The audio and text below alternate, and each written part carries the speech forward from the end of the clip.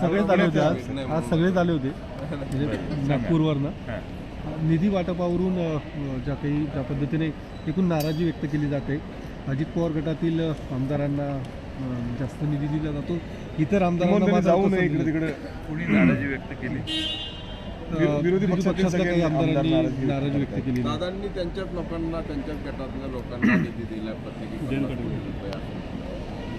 त्यांना डावललं आणि आवडांनी असं ट्विट केलं की 50 एक मिनिट मी काय थोडासा म्हणून खरं तर सरकारकडून हा निधी देण्यात आला त्यांनी हालचाल करून. तुम्हाला असं वाटतं का निधी काय निधी आमदारांना समान वाटायला पाहिजे, कामं सगळ्यांची आहेत. विरोधी पक्षातल्या आमदारांना निधी द्यायचा नाही असं साधारणपणे बहुतेक आमदारांना कोणाला विरोधी पक्षातल्या निधी मिळाला नाही आज अशी चर्चा सभागृहाच्या तिथे बसलेले सगळे काँग्रेस, शिवसेना आणि राष्ट्रवादीच्या आमच्या बाजूचे जे आमदार आहेत त्या सगळ्यांच्या मतदारसंघात फारसा निधी कुठं आलेला नाही. काय याच्यासाठी काय म्हणजे बोलणार आहात, पाठपुरावा करणार आहात? कारण बरेच आमदार मागण्या मांडून झाल्या, पाठपुरावा काय करणार मिळेल यासाठी काय प्रयत्न? दादा तुमचं ऐकतील आहे की आता पुरवणी मागण्या मांडल्यानंतर ऐकूनही काही उमावली नाही, कारण आता त्यांच्याही हातात नाही. पुरवणी मागण्या मांडलेल्या आहेत आणि ठीक आहे आता निधी सत्तेत बसणाऱ्या, सत्तेला पाठिंबा देणाऱ्या आमदारांना द्यायचा ही अनिष्ट प्रथा गेल्या काही वर्षात सुरू आहे. पूर्वी प्रत्येक मतदारसंघाच्या गरजेनुसार, आवश्यकतेनुसार निधी देण्याची परंपरा होती आणि आता त्याच्यात काही बदल झालेला दिसतोय. त्यामुळे विरोधी पक्षाच्या बाकावर बसणारे कोणाला निधी नाही असं चित्र सध्या दिसतंय. सर, अधिवेशनामध्ये नवाब मलिकांवरून चांगलंच वातावरण गाजलेलं दिसतंय.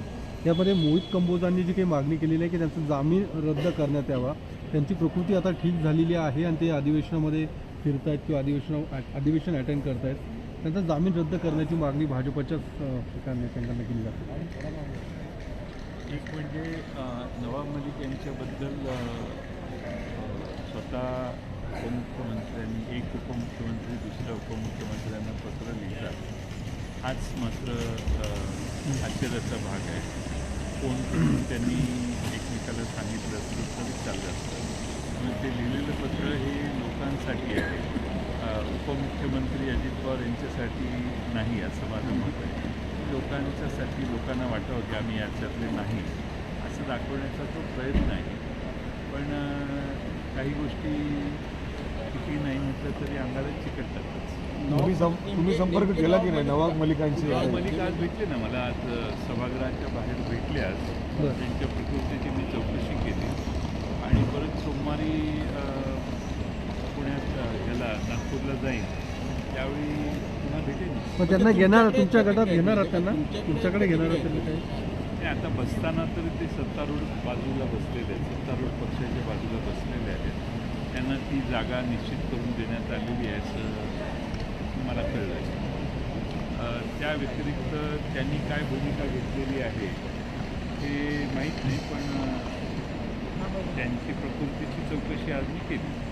मोठी राज्यात आता घडतात शेतकऱ्यांच्या संदर्भातलं एकतर म्हणजे दूध आंदोलन सगळीकडे पेटले, दुधाला भाव मिळत नाही, कांदा निर्यात बंद केली, त्याच्यावरनं आवाजांनी बंद पुकारला आणि तिसरं म्हणजे की इथेनॉल निर्मितीवरती निर्बंध आणले. इथेनॉल कारण साखर कदाचित महाग राज्य या तिन्ही उत्पादनाच्या बाबतीत खूप महत्त्वाची भूमिका. दुधासाठी 34 रुपये दर द्यावा असं सरकारने ठरवलं तरी जळगाव जिल्ह्यात 27 रुपये, नाशिक जिल्ह्यातही त्या दरम्यानच 30 रुपये वगैरे, जळगाव जिल्ह्यात 30 रुपये, नाशिक जिल्ह्यात 27 रुपये वगैरे असे दर दिले जातात. त्यामुळं शेतकऱ्यांचे प्रचंड मोठ्या प्रमाणात शोषण होते.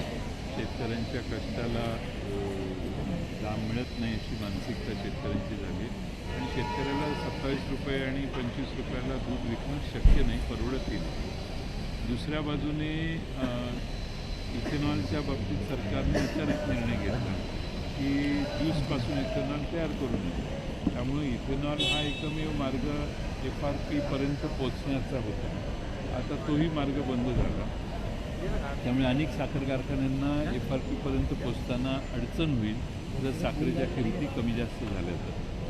तिसरा प्रश्न म्हणजे कांद्याची निर्यातच अचानक बंद केली काल, त्यामुळं कांद्यालाही संधी नाही. कांदा उत्पादकांचे हाल किती वाईट झालेले आहेत हे मी नाशिक जिल्ह्यात जाऊन बघितले. आता त्या कांदा उत्पादकाचा निर्यातीचा स्कोप बंद झाला तर दरावर परिणाम होणार, दर खाली कोसळणार. त्यामुळे शेतकऱ्याला शेवटी फार प्रचंड नुकसान सोसावं लागते. त्यामुळं दूध असेल, कांदा असेल, ऊस उत्पादक असेल, या सगळ्यांना, संत्र्याचा शेतकरी, संत्र्याला देखील बांगलादेशमध्ये निर्यात करताना तिथे टॅक्स भरावा लागतो. त्यासाठी केंद्र सरकारने बांगलादेशशी बोलून संत्र्याला, केळीला तिथं एक्सपोर्ट होताना टॅक्स कमी करायचा आग्रह केला पाहिजे. तसं कोणतंही पाऊल केंद्र सरकारने उचललेलं दिसत नाही. त्यामुळं एकंदरच शेतकरी सर्वच शेतीमाल निर्यात करण्याची जिथं क्षमता आहे ते सगळे शेतीमाल अडचणीत.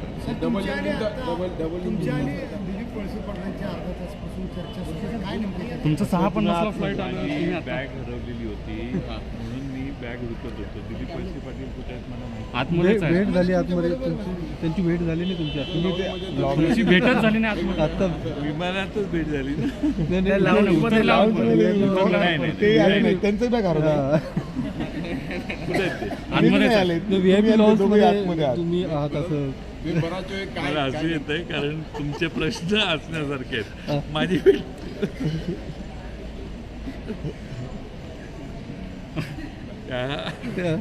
बोला बॅग हरवल्याची. दिलीप वळसे पाटील हे विमानात होते. नाही बाहेर उतरले ना आज ते. जाऊन भेटून येईन. माझी चर्चा नाही झालेली, भेटून येईन पाहिजे. आणि बाकी सगळे आमदार विमानतळावरून उतरून गेले सगळे आपापल्या गाडीने. तुम्ही दोघांचीच बॅग कशी हरवली काही तुमच्या कळेना. कल्पनाशक्ती किती पुढे जाते याच्याबद्दल मला हसू येते.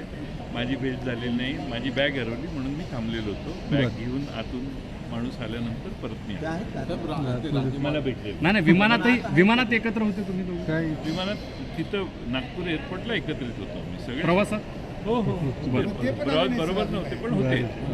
पुढच्या प्रवासात तरी आणि आता पुढच्या प्रवासाचं काय? तुम्ही परवानगी दिली तर मी निघेन. त्यांच्या प्रवासाची चौकशी तुम्ही करा. राजकीय प्रवासात माझी आली ना, माझी गाडी ती गेली. त्या जे काही एक करून सभासद राजीनामा देत आहेत एका बाजूला मला विषय ही अतिशय गंभीर बाब आहे. राज्य मागासवर्गीय आयोगाच्या सदस्यांनी राजीनामा देणं यात दुर्दैवी आहे. आणि राज्य मागासवर्ग आयोगाच्या जबाबदाऱ्या ज्या आहेत त्या त्यांनी पार पाडणं अपेक्षित आहे आणि त्या विहित मार्गाने कायद्याला धरून त्यांनी पार पाडल्या पाहिजे. पण त्यांनी आता राजीनामा दिला आणि राजीनामा देताना त्यांनी कारणं देखील सांगितलेली आहेत. त्यामुळं हे राज्य सरकारची जबाबदारी आहे की अशा प्रकारे राज्य मागासवर्गीय आयोगातून कोणी बाहेर जाणं राज्य सरकारने, राज्याच्या प्रमुखांनी याच्यात लक्ष घातलं पाहिजे. पण राज्य मागासवर्गीय आयोगाचे सदस्य असे राजीनामा द्यायला लागले तर हळूहळू 24 तारीख ठरलेली होती. त्याच्या आधी निर्णय घेणं आवश्यक आहे. त्या निर्णयाला आता विलंब लागणार. त्यामुळे सगळ्यात गुंतागुंत वाढण्याची शक्यता आहे. म्हणजे सरसकट आरक्षण हा वेगळा विषय, म्हणजे ही एक वेगळी बाजू आहे. आणि नोंदी तपासून पूर्वी असल्याच्या नोंदी शोधून तपासून त्यानंतर प्रमाणपत्र देणं हा वेगळा विषय आहे. तर दोन्हीचा वेळ खरोखर साधला जाणार आहे का? आणि 24ची डेडलाईन ज्याला म्हणतो आपण, म्हणजे जरांगींनी दिली आहे म्हणून खरोखर ती डेडलाईन ठरणार आहे. काय आहे की राज्य सरकारने काही निर्णय आणि आश्वासनं दिलेली आहेत. त्या आश्वासन हुकूम काम चालू आहे की नाही आम्हाला माहीत नाही. आम्ही वाट बघतोय राज्य सरकार कोणत्या प्रकारचा निर्णय घेणार पाहण्यासाठी. एका बाजूने राज्य सरकारमधले मंत्रीच वेगळी भूमिका ठामपणाने मांडतायत पण मुख्यमंत्री यावर काहीच बोलत नाही.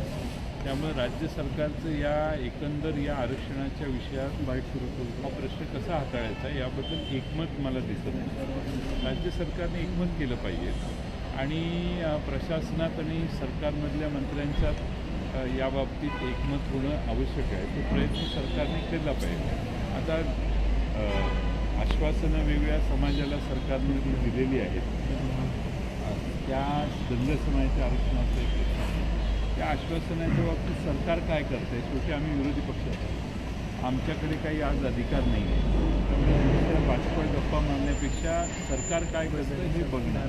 सरकारने घेतलेला निर्णय उचित असावा अशी आमची अपेक्षा आहे. शेवटी सर्व समाजाला योग्य तो न्याय मिळाला पाहिजे आणि काही समाजांच्या मनात काही शंका तयार व्हायला लागल्या आहेत त्यांना देखील सुरक्षित वाटलं पाहिजे. हा प्रयत्न सरकारने करून निर्णय घ्यावा. सर मराठा आरक्षणासंदर्भात छत्रपतींनी एक नाराजी म्हणजे रायगड विकास प्राधिकरणाला पुरेशा प्रमाणात निधी उपलब्ध होत नाही. म्हणजे आतापर्यंत त्यांच्या आजच्या वेळी त्यांच्या हातात फक्त 3 कोटी रुपये शिल्लक आहेत. मागचं बजेट मांडलं त्यावेळी 17,000 कोटीचं डेफिसिट होतं. मागच्या वेळच्या पुरवणी मागण्या काहीतरी 40 का 44,000 कोटीच्या होत्या. आता 55,000 कोटीच्या पुरवणी मागण्या. त्यामुळं प्रचंड वारेमाप आश्वासनं द्यायची. 100 कोटीचं काम जाहीर करायचं, 2 कोटी त्याला द्यायचं आणि त्यानंतर त्याचं टेंडर काढायचं. मग काम पुढं 4 वर्ष चालेल अशी सध्या अनेक प्रकल्पांची परिस्थिती आहे. तशी 600 कोटी रुपये हे त्या कामासाठी द्यायचं ठरलेलं होतं. आम्ही ऐकलेली बातमी. पण आज छत्रपती संभाजी महाराजच म्हणत असते की निधी अपुरा आहे. तर हा फक्त संभाजी महाराज छत्रपती संभाजी महाराजांचाच अनुभव नाही, महाराष्ट्रातल्या सगळ्या आमदारांना हा अनुभव आता हळूहळू यायला. सर मराठा आरक्षणासंदर्भात काही चर्चा अधिवेशनामध्ये साधारणतः कधी होऊ शकते, काही झाली चर्चा आपली? आज आम्ही विधानसभेच्या अध्यक्षांची चर्चा केली आणि मंगळवार किंवा बुधवारी, मंगळवारी दाखवून कदाचित मंगळवारी या अवकाळी पावसाची वगैरे चर्चा जर लांबली तर मग बुधवारपर्यंत ही चर्चा होईल असं अध्यक्षांची आम्ही चर्चा केली. त्यावेळी अध्यक्षांच्या बरोबर चर्चा करून आम्ही ठरवलेलं आहे. त्यांनी आम्हाला सूचित केलेलं. आरक्षणाची मर्यादा वाढवण्यासंदर्भात सुद्धा चर्चा सुरू आहेत. राज्य सरकार तसा काही निर्णय घेण्याची शक्यता आहे? काय माहिती आता सरकार, तुम्ही ज्यांची वाट बघताय त्यांना हा प्रश्न विचारा, मला का गरीब तुमची चर्चा झाली असेल. अजित पवार गटाचा जो तुम्ही मेळावा म्हणताय ना, झाला- आलेलं हो. अजित पवार गटाचा जो मेळावा झाला त्यामध्ये त्यांनी बारामती देखील लढण्याची तयारी चालवली किंवा त्याच्यासाठी आपण तयार राहावं असं म्हटलेलं आहे. बारामतीमध्ये तुम्ही जर तुमचा आणि अजित पवार गट दोन्ही पक्षांचा विचार केला तर पवारांविरुद्ध सुया सामना होऊ शकतो. काय पुढच्या गोष्टी आहेत. जरी निवडणुकीला 2-3 महिने आहेत आणि लोकसभेला, त्यामुळे आमच्या बाजूने सुप्रियाताईच आमचे उमेदवार आहेत. त्यामुळं समोरच्या बाजूने कोण येणार हे समोरची बाजू ठरवेल. तशी काही झाली परिस्थिती त्यांच्यात तर जागा वाटपही व्हायचे भाजप आणि आमच्यातून जे बाजूला गेलेले आहेत त्यांच्या जागा वाटप झाल्यावर नाही, पण बारामती तशी काही परिस्थिती उद्भवली तर तयार आहेत शरद पवार गट या सगळ्या लढाईला? घरातच आमचे सिटिंग सदस्य आहेत सुप्रियाताई सुळे, त्यांचा संपर्क दांडगा आहे, लोकांशी संपर्क आहे. संसदेत त्यांनी उत्तम काम केलेलं आहे. त्यामुळे मला खात्री आहे की बारामती लोकसभा मतदारसंघातली जनता सुप्रियाताईंना जास्त त्यांच्या पारड्यात मतं टाकतील. थँक्यू.